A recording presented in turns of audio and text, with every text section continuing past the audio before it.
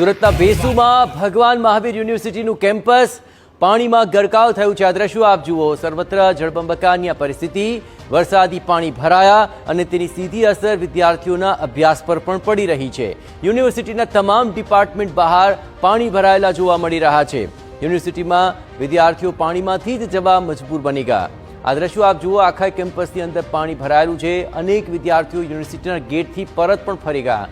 આ વરસાદી પાણી ભરાયા અને વિદ્યાર્થીઓને અંદર અને વાલીઓમાં પણ રોષ જોવા મળી રહ્યો છે।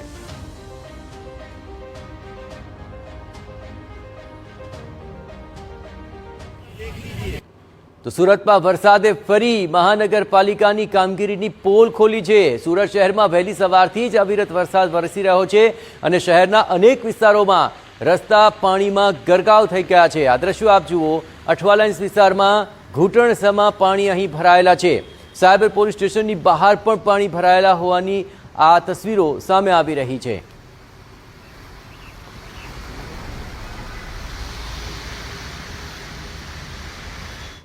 તો સુરતના પાંડેસરા ભેસ્તાન રોડ પર પાણી ભરાયા અને એમ્બ્યુલન્સને પડી હાલાકી। આ દ્રશ્યો જુઓ, જ્યાં વરસાદને કારણે વાહનો રોંગ સાઈડ આવતા મુશ્કેલી વધી ગઈ। અહીં એમ્બ્યુલન્સને રિવર્સ લઈ અન્ય રસ્તે જવાની ફરજ પડી ગઈ। પાણી ભરાવાથી ઇમરજન્સી સેવાઓ પર પણ આ સીધી અસર જોવા મળી રહી છે। વરસાદી પાણીથી સ્થાનિકોને પણ ભારે મુશ્કેલી વેઠવાનો વારો આવ્યો છે। હવે આ બંને તસવીરો જુઓ કે જ્યાં બંને તસવીરની અંદર પાણી ભરાવાને કારણે વાહન ચાલકોને કેવી અગવડ પડી રહી છે અને રાહદારીઓને કેવી અગવડ પડી રહી છે તે સ્પષ્ટ દેખાઈ રહ્યું છે। ઇમરજન્સી સેવાને પણ આખરે સીધી અસર પહોંચી રહી છે। હવે સુરતમાં સામાન્ય વરસાદના અંદર પાંડેસરાની અંદર ભરાઈ ગયા પાણી। આ તસવીરોમાં જુઓ કેટલું પાણી ભરાયેલું છે અને વાહન ચાલકોને કેવી અગવડ પડી રહી છે। રસ્તા પર પાણી ફરી વળ્યા અને વાહન ચાલકો તેમાં અટવાઈ પડ્યા। પાલિકાની કામગીરી સામે લોકોમાં હવે ભારોભાર રોષ જોવા મળી રહ્યો છે। દર વર્ષે ચોમાસામાં એકની એક આવી સમસ્યાથી આ લોકો હવે રોષ વ્યક્ત કરી રહ્યા છે। રોડ પર પાણી ભરાયા અને રોડ બંધ કરવા પડે તેવી પરિસ્થિતિ સર્જાઈ રહી છે।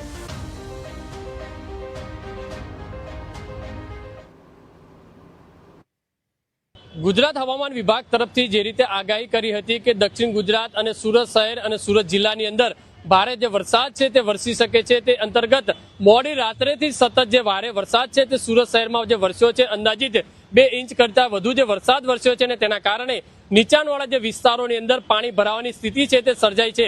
અત્યારે તમને જે દ્રશ્યો જે બતાવવાનો પ્રયત્ન કરીશું, જે ઉધના નવસારી જે ભેસ્તાન તરફના આ દ્રશ્યો છે, જોઈ શકાય છે કે આ દ્રશ્યોની અંદર જે સ્પષ્ટપણે જોવા મળી રહ્યું છે કે સુરત મહાનગરપાલિકાની પ્રી મોન્સૂનની કામગીરી ઉપર અનેક સવાલો ઉભા થઈ રહ્યા છે। કારણ કે જે રીતે આ ભેસ્તાન તરફનો એક તરફનો જે રોડ છે તે પાણી ભરાવાના કારણે તેના ઉપર સીધી અસર થઈ છે। અત્યારે એક તરફ જે વાહન વ્યવહાર છે તે બંધ કરાયા હોય તે રીતના દ્રશ્યો જોવા મળી રહ્યા છે। જે કમર સુધીના જે ઘૂંટણ સુધીના પાણીની અંદર આ વાહનો પસાર થવા મજબૂર થઈ રહ્યા છે। જે મોડી રાત્રે જે વરસાદ વરસ્યો છે અને છેલ્લા 2-3 કલાકથી જે વરસાદે જે વિરામ લીધો છે, છતાં પણ આ રીતની સ્થિતિ છે તે જોવા મળી રહી છે। 4-5 કલાક સુધી જે પાણી ભરાતું હોય છે તેનો સમયસર નિકાલ ન થવાના કારણે અનેક લોકો જે તેનો અગવડતાનો સામનો કરતા હોય છે। દર વર્ષે આ રીતની પરિસ્થિતિ છે તે સર્જાતી હોય છે। અત્યારે ટોપ એંગલથી જોઈ શકાય છે કે BRTS રૂટ ઉપર પણ તેની અસર જોવા મળી રહી છે। એ સ્થાનિક લોકો છે। કાકા, કેટલી અસર જોવા મળે? દર વર્ષે આ રીતનું પાણી ભરાય છે? દર વર્ષે પાણી હોય। મુશ્કેલી કેટલી?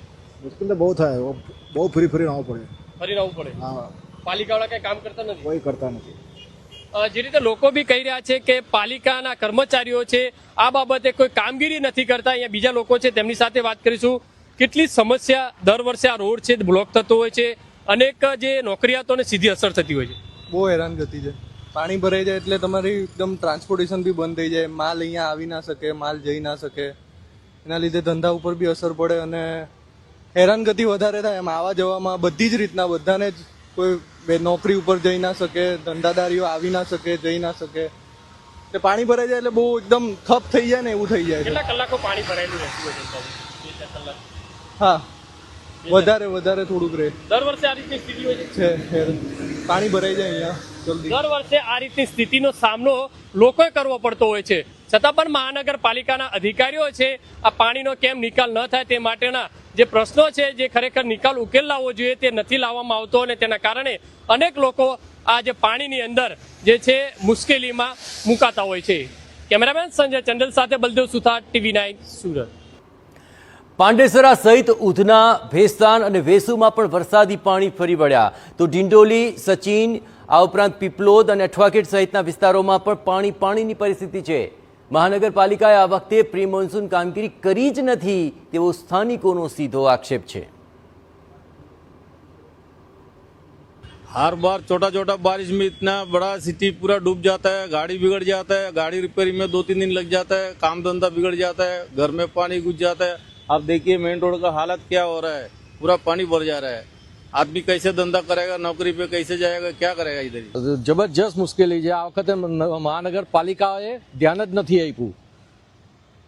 હવે શું કેવું તમારે? હું પર્વત પાટિયાથી આવું છું. પર્વત પાટિયાથી 3 જગ્યાએ પાણી ભરાયેલા છે. થોડું વધારે ધ્યાન આપવાની જરૂર છે. મહાનગરપાલિકાના અધિકારીઓએ જે જગ્યાએ પાણી ભરાય છે પ્રોપર એ જગ્યા પર વધારે ફોકસ કરે તો સારું છે. સ્થાનિકોનો દાવો છે કે પાંડેસરાના આ જ વિસ્તારમાં દર ચોમાસામાં આ જ સ્થિતિ સર્જાતી હોય છે. થોડા જ વરસાદમાં બધું જળમગ્ન થઈ જાય છે, પરંતુ તંત્ર દ્વારા કાયમી ઉકેલ નથી શોધાતો. હવે સમજો ને, મારે તાઠી આવવાનું હતું, આટલો ડિસ્ટન્સ કરવા માટે મારે ફરીને આવવું પડ્યું. એટલે ટ્રાફિક બહુ થઈ જાય છે બાટલી બોય જોડે. સમજો ને, મેં છેલ્લા 5 વર્ષથી આ રૂટ પર આવું છું, એટલે ભરાય તો છે જ દર વખતે. હા, થોડું ઘણું પાણી આવે એટલે અહીંયા ભરાઈ જ જાય છે.